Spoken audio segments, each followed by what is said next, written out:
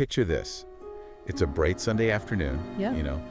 parents at their kid's soccer game. Mm-hmm. All the usual sounds, cheering, whistles, maybe those LA planes overhead.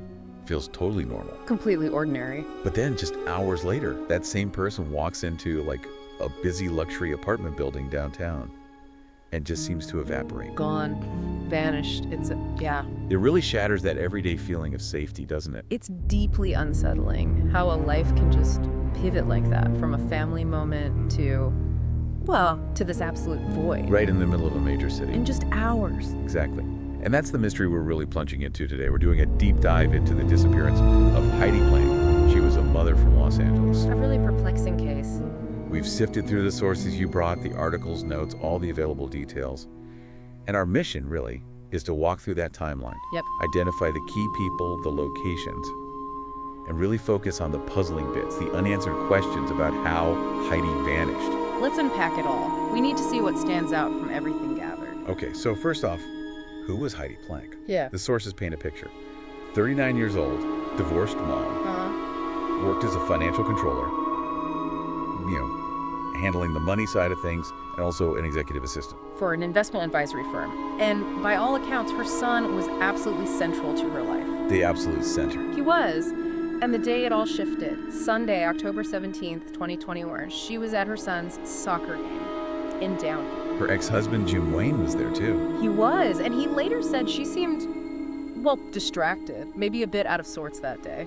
Not herself. Not quite. And the sources mentioned she left the game pretty suddenly, around 4:30 p.m. Without saying why or where she was going. No real explanation given, just left. And the last. Contact. A text message sent to her son after his game ended, just congratulating him. Wow, a totally normal final message. Seems that way. A connection back to her family life right before the silence. And that very normalcy makes what happened next just incredibly jarring. It really does.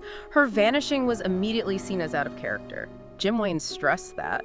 Right, he said it was highly unlike her not to reply to her son's messages. Exactly. Described her as a devoted mother, someone who would just never leave her son hanging like that. So when did that worry turn into, full-blown alarm? That was Wednesday, October 20th. She was supposed to pick their son up from school. And she didn't show? She didn't show. That's when Jim knew something was seriously wrong. He filed a missing persons report with the LAPD right away. Okay, and the police. They went to her place. They did a wellness check at her townhome. It was in mid-city Los Angeles. What did they find there? Anything unusual? Well, that's another strange layer. Her home was apparently in perfect condition. No struggle, no sign of anything wrong? Nothing like that, no obvious foul play. But, and this is a big but, her laptop and her phone were left behind. Whoa, left her phone and laptop. That's odd. It's more than odd, it's a key detail, It suggests maybe she wasn't planning to be gone long. Or maybe something else. Maybe the scene was managed somehow. It raises questions, definitely doesn't fit the pattern of someone planning to leave or even just running a quick errand. Yeah, that detail really sticks out. It does, and it was actually on that phone, the one left behind, where investigators found a really crucial lead. Oh, what was it? A text message from a woman. She'd found Heidi's dog, 7. Found the dog. Wandering alone. Wandering alone, yes. Where? Okay, this is where the story takes that really sharp, unexpected turn. The dog was found on the 28th floor of the Hope Plus Flower building. Wait, the Hope Plus Flower? That big luxury apartment complex downtown? That's the one. 1201 South Hope Street. The dog's on the 28th floor, but Heidi, she wasn't there. Okay, hold on. The dog is found way up on the 28th floor of a secure building, but Heidi's missing from the scene. How did they figure out how she even got near there? Well, eventually they got security footage. It shows Heidi and her dog 7 walking through an alleyway near the Hope Plus Flower building. And when was this? This was around 6:30 p.m. that Sunday evening. Okay, 6:30 p.m., she's seen nearby on camera. And remember, the dog, 7, was found up on the 28th floor just 30 minutes later, at 7 p.m. 30 minutes? That's a tiny window. Exactly, that half-hour gap between her being seen entering the alley nearby and the dog turning up alone, floors above. It's incredibly critical what happened in those 30 minutes. That's the absolute core of it, isn't it? That 30-minute blind spot. Yeah. And her car, did they find that quickly? No, the car took longer. Her 2017 silver Range Rover wasn't found until November 4th. Weeks later. And it was parked in an underground garage a few blocks away from the Hope Plus Flower building. Okay, so another piece, found separately, but still pointing to that same downtown area. Right, so you've got this woman, leaves home without her phone or laptop, somehow ends up downtown at this specific building. A building friends and family say she had no known connection to. Right, then her dog is found inside, way up high, just minutes after she's seen nearby. And the car's discovered blocks away later. It's a really bewildering sequence. It makes almost no sense on the surface. It really doesn't. And tied into this baffling location is, well, another really crucial angle, her job. Okay, her work. She worked for Camden Capital Partners, an investment advisory company. That's right, and her boss there was a man named Jason Sugarman. Jason Sugarman. The sources flag him managing partner at Camden, but also, connected. Minority owner of LAFC, the soccer team. And son-in-law Peter Guber, the owner of the LA Dodgers. Some significant connections there. But the critical part, the sources really highlight, is the context around Sugarman himself, right? It's absolutely critical. He was under investigation by the Securities and Exchange Commission, the SEC. An SEC investigation. Yeah. Wow. What was that about? Financial stuff. Yeah, serious financial stuff. It went back years. Sugarman and a partner were accused of misusing about $43 million. $43 million from Native American tribal bonds, money that was supposed to fund annuities for the tribes. But it didn't. Allegedly, no. It was diverted to by foreign insurance companies instead. A major misuse of funds, according to the SEC. That's huge. What happened with that case? Did it conclude? It did. In 2023, Sugarman was barred from the securities industry until 2026, and he was ordered to pay a penalty of $10.2 million. $10 million. Yeah. So how does Heidi, his financial controller, fit into all this? Well, as the financial controller, she was right in the thick of the company's finances. Deep access. Handling the books, the record. Exactly. The sources say her name was on so much of their corporate paperwork. And she'd apparently told friends, family, that the company had some tax filings that were due. So potentially dealing with urgent, sensitive financial documents right around the time she disappeared, while her boss is under this massive SEC cloud. That connection, her role, her access, the timing, the boss's legal troubles, it's a very significant piece of this whole puzzle. Many find it deeply suspicious. It definitely makes you ask, did her job, her knowledge, somehow put her in danger? That's the question hanging over everything. And then there were these other strange things that happened right after she went missing. Oh, like what? The day after Jim Wayne filed the missing person report, he gets this really weird phone call. From who? From an SEC official, asking him what he knew about Jason Sugarman. Wait, the SEC called him, her ex-husband, the day after she's reported missing, asking about her boss, who they were investigating. Exactly.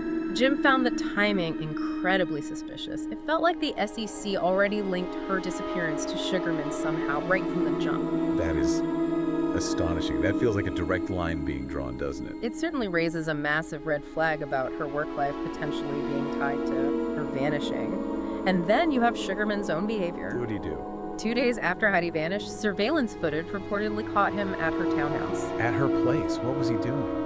He's seen ringing her doorbell. She's missing, remember? Then he leaves a basket of pastries on her doorstep. And then just leaves. Pastries. Okay. For someone who's been missing for 2 days, that just feels incredibly bizarre. So off. The sources just report what the footage showed. There's no explanation offered for why he'd do that. It's just another detail that doesn't seem to fit. Adds to the whole unsettling picture. Okay, so shifting to the police investigation. Given all this, where did they focus? Well, according to reports, they found forensic evidence. Found it inside the Hope Plus Flower building. Inside the building itself? Yes. And based on that forensic evidence, detectives have stated they believe an incident occurred within that building. An incident that led to Heidi's death. So they believe she died inside that high-rise because of something specific that happened there. That's their stated belief. And this belief, this evidence, led to that huge search effort later. The landfill search. Exactly. November 29th, 2021. They got a search warrant to excavate part of the Chiquita Canyon landfill in Castaic. Hoping to find evidence or remains. Evidence, yes, consistent with something happening in the building and, disposal. But the search, unfortunately, it was unsuccessful. Nothing was found. And the public We still don't know what this incident they believe happened actually was. No details at all. No. They've stated their conclusion. Forensic evidence points to an incident inside, leading to her death, but the specifics of what they think happened never released publicly. Which just leaves so many huge fundamental questions hanging in the air, like the biggest one. Why was Heidi Planck even at the Hope Plus Flower building? It's the anchor point of the whole mystery, isn't it? Friends, family reportedly have zero idea why she'd be there, no known link. A woman with no apparent connection is seen nearby. Dog turns up abandoned floors above minutes later.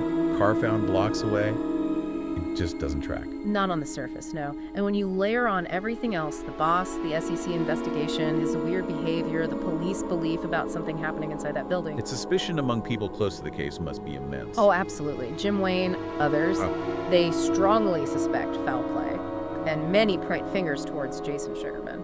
And the building itself adds another layer of weirdness, right? Friends mention how secure it is. Yeah, that's a point often raised. Hope Plus Flower is described as very secure, multiple security levels, cameras. So how does someone vanish inside a place like that? It almost makes it more baffling. It's like a locked room mystery, but in a skyscraper. Her friends and family, though, they haven't stopped fighting for answers. No, they've been incredible, really tireless. The sources detail all their efforts. What have they been doing?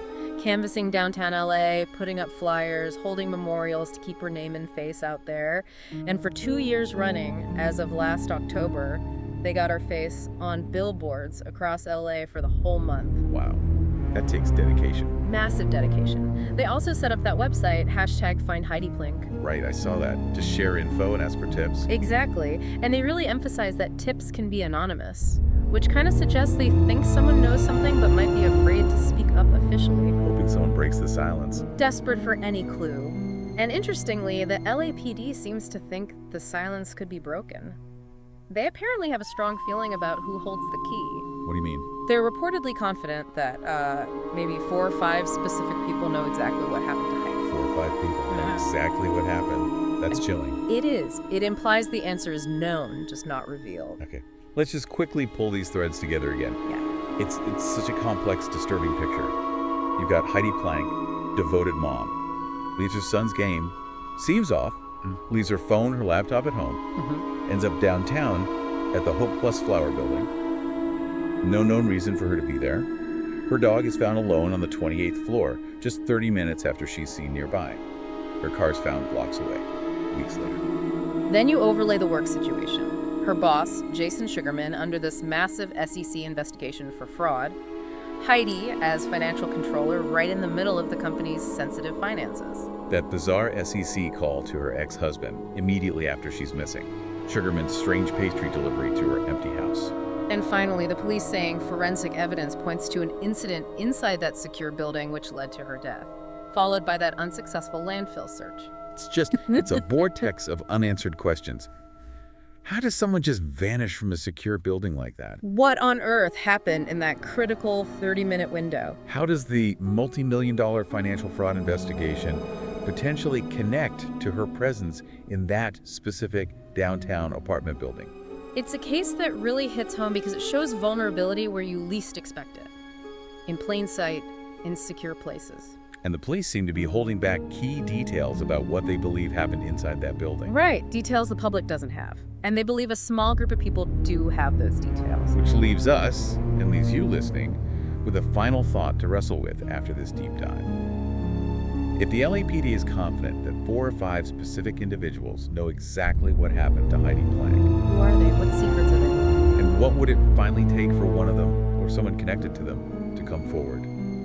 To reveal what really occurred inside the Hope Plus Flower building that day, the event police believe led to her death, the details of which remain shrouded in mystery.